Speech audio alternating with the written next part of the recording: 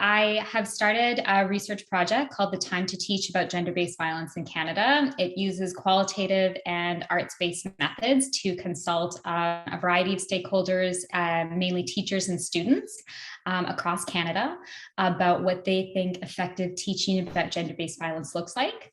One of the main findings was that teachers were looking for more resources that they could draw upon in their lessons.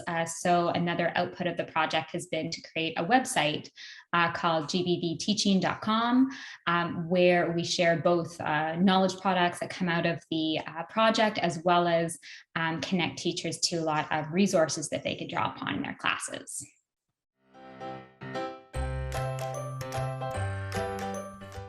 I saw that there was something of a gap in terms of knowledge about gender-based violence education, particularly at the primary and secondary school level, and from a social and critical perspective.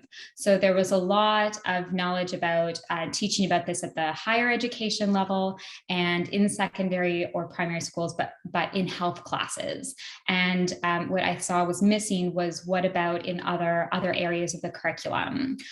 So we know that there are very high rates of gender-based violence experienced in our population. We can see it in the news all the time in terms of, for example, sexual assault in the military or on university campuses.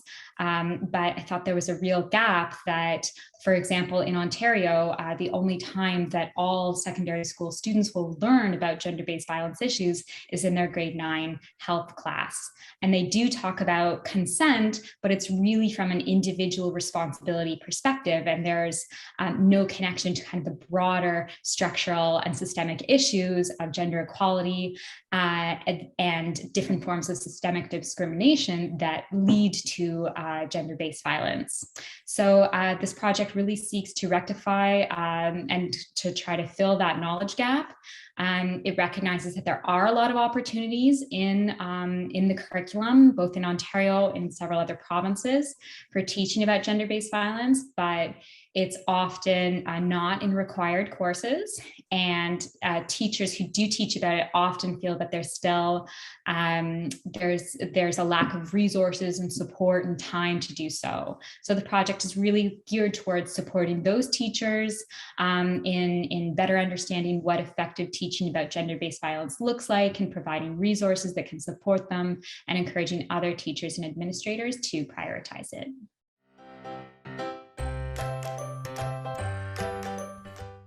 I began my career really in education in the field of international development.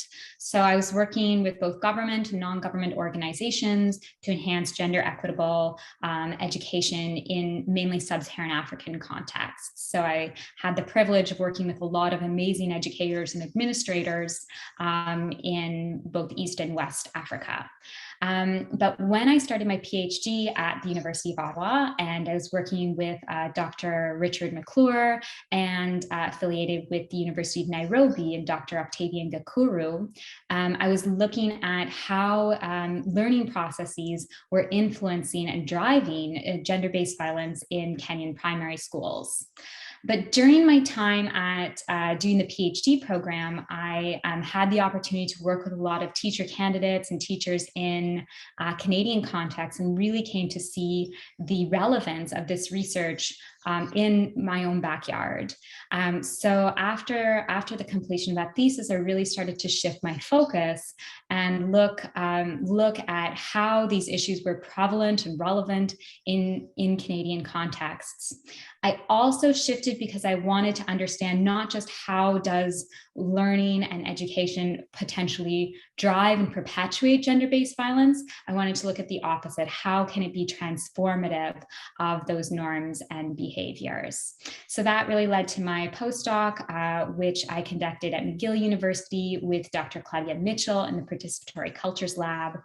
And her lab is really oriented towards participatory and arts-based methods, which I'd used a little bit of in my thesis, but had the opportunity to really become exposed to and take up a lot more in my recent work. So we use cell films, collages, even TikTok videos, which are particularly particularly helpful for involving young people and getting them to contribute and share their views in ways that are kind of exciting and accessible for them.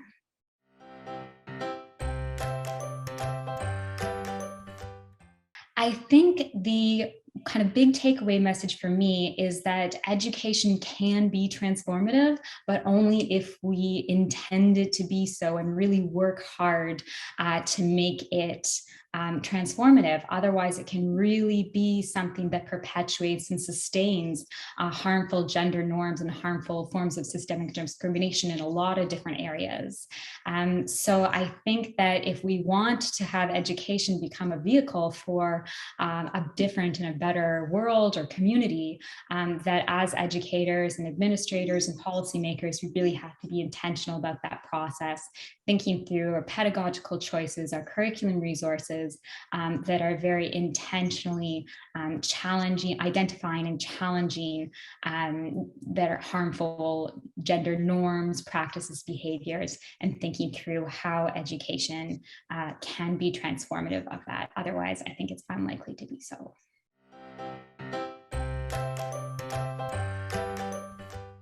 I think one thing I learned was the value and the importance of partnerships in research.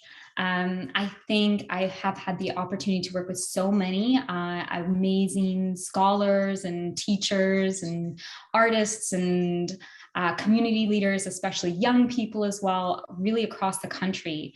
And it's really shifted the way that I think about a research project from something that I am doing to something that perhaps I'm steering, but is changing and being influenced as it comes into contact with all of these different people and groups. And I think that's a lesson that for me has been both welcome and exciting, but also fairly liberating.